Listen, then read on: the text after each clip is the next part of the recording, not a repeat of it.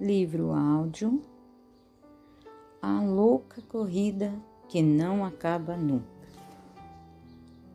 Passando não muitos dias, o filho mais moço, ajuntando tudo o que era seu, partiu para uma terra distante e lá dissipou todos os seus bens, vivendo desoladamente. Lucas capítulo 15 e verso 13. Em 1979, cheguei a uma grande cidade mineira e depois da pregação, um irmão convidou-me para almoçar em sua casa. Durante o almoço, o irmão falou entusiasmado de seu único filho, um garoto loiro de 16 anos, olhos azuis. A conversa girou em torno dos planos que tinha para o filho. Ele vai estudar medicina, disse, e quando se formar vou vender a fazenda e construir uma clínica para ele. Quanta alegria, tanta esperança, expectativa. Era maravilhoso ver um quadro semelhante. Um ano depois voltei àquela cidade e uma noite, logo após a pregação, aquele mesmo pai procurou-me desesperadamente. Pastor, o senhor precisa ir à minha casa e ajudar meu filho, disse aflito. Fomos lá e desta vez o quadro era completamente diferente. O rapaz parecia um gato selvagem. Tinha o rosto cheio de espinha e olhos vermelhados, um tique nervoso, e a altura dos olhos tornava seu aspecto mais deprimente. Ficou apavorado quando me viu. Seria impossível reconhecê-lo se o pai não afirmasse que era o mesmo garoto loiro de olhos azuis que havia conhecido um ano atrás. Onde estava a pureza do olhar? Onde estava aquele rosto sereno de sorriso agradável? Um ano, apenas um ano. Em tão pouco tempo, as drogas tinham deformado completamente aquele jovem vida.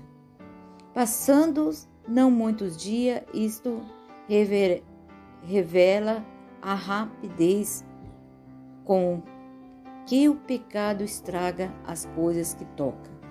O ser humano começa a brincar inocentemente com o pecado e pouco tempo depois está atado na cabeça aos pés. Primeiro é o cigarro, só por curiosidade. Depois mais um, para experimentar realmente o sabor. E pouco tempo depois o vício toma conta por completo do indivíduo. Primeiro é um simples olhar, depois um aperto prolongado de mão com uma mulher que não é a esposa. E pouco tempo depois o homem joga tudo pela janela e até abandona a família, os amigos e a igreja. Tudo começa com uma bebida social, apenas por compromisso para agradar aos amigos, e pouco tempo depois está jogando na sarjeta, tendo perdido até o respeito próprio. Os namorados começam com uma carícia leve, aparentemente inocente, que mal tem. Pouco tempo depois estão prisioneiros de seus instintos e com um complexo de culpa que os atormenta horrivelmente. Recebo centenas de cartas de jovens que brincam com o pecado, apenas por curiosidade, para não dar uma de careta, e pouco tempo depois descobrem-se atados de pés e mãos. Sentirão-se como Pedro em alto mar, com a água até o pescoço, impotentes, submetidos por completo ao poder do inimigo. Estou escrevendo esta carta para dizer que fui membro da igreja durante 8 anos, mas estou fora e não consigo retornar. Não tenho vontade de retornar, tenho vergonha, estou afundado na bebida e outros vícios. Por que, pastor? Por que é tão difícil retornar? Tenho vergonha de todos. Vivo escondido-me dos irmãos. Estou perdido. Ajuda-me, por favor. O clamor angustiante desta carta lembra a atitude do filho que, passando não muitos dias, partiu para um país distante, perto do pai, e não teria condições de viver do jeito que queria. Mesmo que o pai não dissesse nada, seu olhar carinhoso seria uma permanente repreensão ao estilo de vida que pretendia viver. Aqui achamos uma grande verdade com relação ao pecado. É impossível pecar na presença do Pai. Fica difícil errar na presença dos seres que amamos. É preciso fugir, esconder-se, partir para um país distante. O que mais quer o pecador é ficar longe do Pai, longe dos conhecidos, longe da igreja. Essa é a única maneira de viver sem restrições, e então perigosamente começa a tristeza e a triste corrida que pode não ter fim. O ser humano tenta esquecer tudo que tem a ver com Deus. Não me fale de Deus, nem dos irmãos, nem da igreja. Quero apagar tudo isto em minha vida. É um capítulo superado. Mas Deus continua falando, chamando, suplicando. É difícil não sentir sua voz convidando cada detalhe da vida, o canto de um passarinho, o desbrochar de uma flor, o desapontar do dia, o crepúsculo, um acidente, uma enfermidade, enfim, através de qualquer detalhe, Deus parece estar dizendo: filho, onde está você? Eu a amo, volte aos meus braços de amor. Mas o homem continua correndo para uma terra longínqua, cansado, sem força, quase à beira da loucura. Mas continua correndo, com medo de parar, porque não quer ouvir a voz de Deus. Esta é uma atitude perigosa que precisa ser analisada. Você já ouviu falar do pecado contra o Espírito Santo? Em que consiste? Uma das doutrinas maravilhosas da Bíblia é a doutrina do perdão. Cristo morreu por nós e com sua morte pagou o preço dos nossos pecados. Se cairmos aos seus pés e o reconhecemos como nosso Salvador, Ele paga as nossas transgressões. Não importa o tipo de vida que tenhamos vivido, não importa quão baixo tenhamos caído. A palavra de Deus diz que se confessarmos nossos pecados, Ele é fiel e justo para nos perdoar. Mas um pecado que, segundo a Bíblia, não tem perdão. Em que consiste o pecado contra o Espírito Santo? Porque é que Deus não o perdoa. Como pode alguém saber se chegou ao cometer este terrível pecado? Vamos ilustrar de forma bem prática. Luiz é um jovem que nasceu na igreja. Ele é membro ativo, participante, dedicado, como todo jovem. Luiz tem amigos na faculdade. Um dia, os amigos o convidam para uma festinha de aniversário no sábado à tarde. A primeira resposta de Luiz é não. Mas os dias passam e os amigos insistem. Não tem nada demais, é apenas uma festinha de aniversário. O pior de tudo é que entre os amigos que insistem está uma moça de quem Luiz gosta. Finalmente chega o sábado. Luiz vai de manhã à igreja. À tarde, depois do almoço, ele experimenta com mais intensidade a luta de duas vozes no coração. Uma delas diz: vá, a outra: não vá. Luiz não sabe o que fazer. Neste momento toca o telefone e a moça da qual falamos: oi, Luiz, você não vai fazer isso comigo, vai? Luiz se dirige para o local da festa. No trajeto há uma voz que lhe fala bem alto ao coração: Luiz, você não pode fazer isto, hoje é o dia do Senhor. Você tem que estar no encontro com jovens.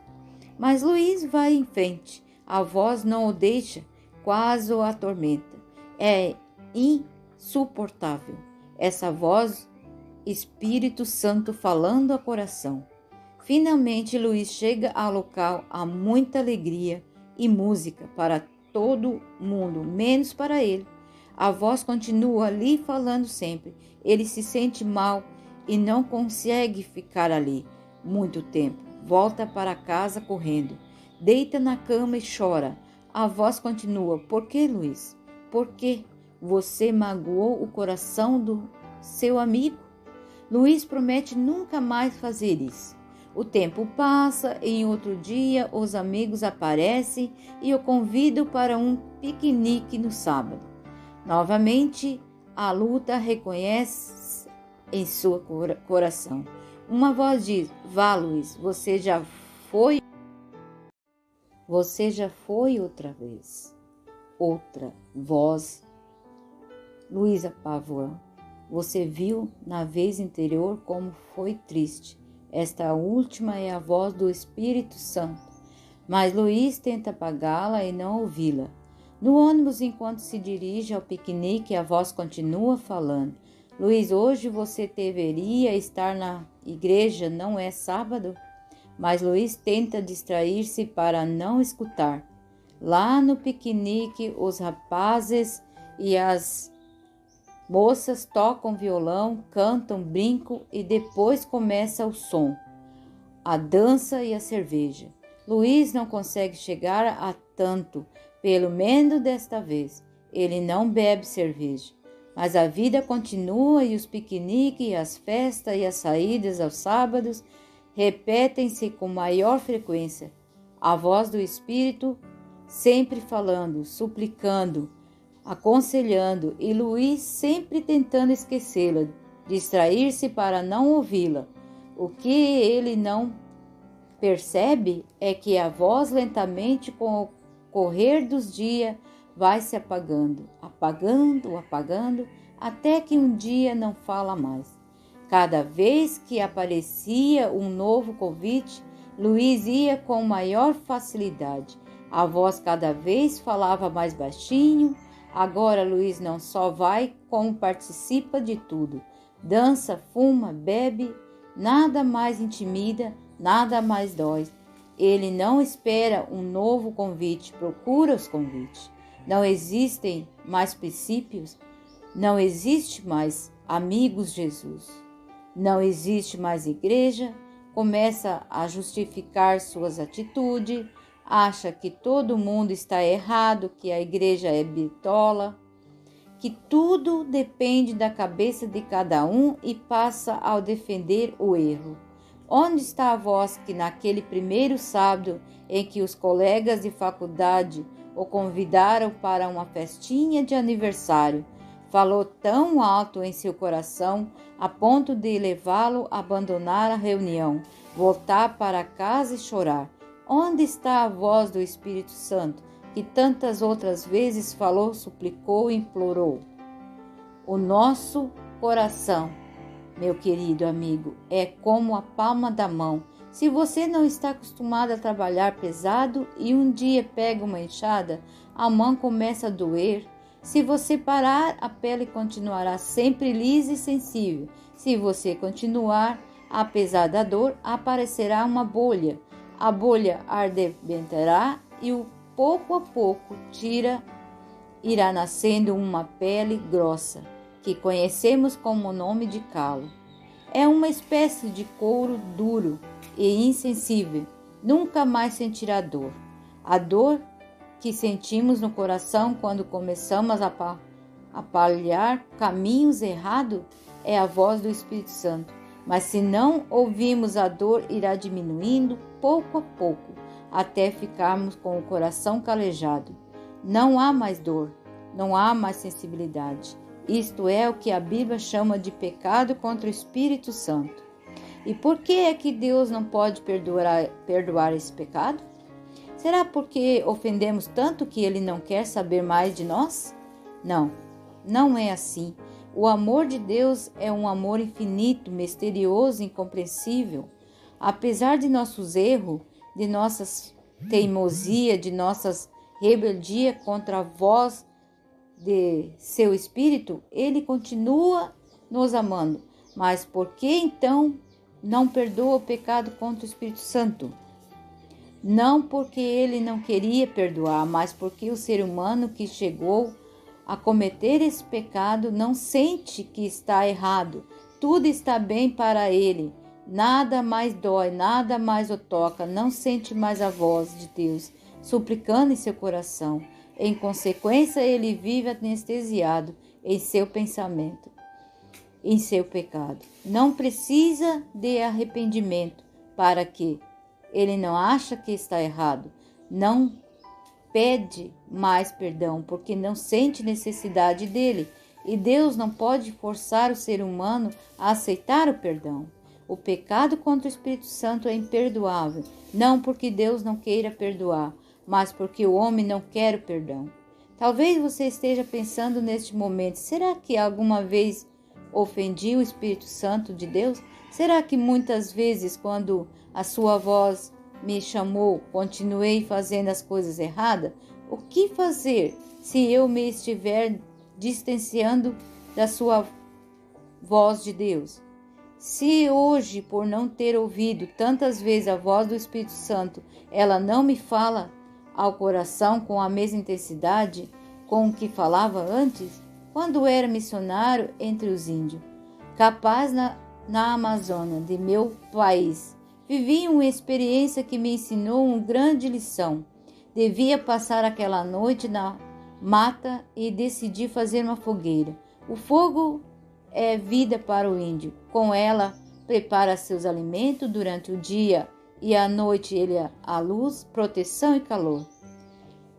Pastor, tinham-me dito os índios: se alguma vez tiver que passar a noite na mata, faça uma fogueira. O fogo aquecerá e afugentará bichos e insetos noturnos.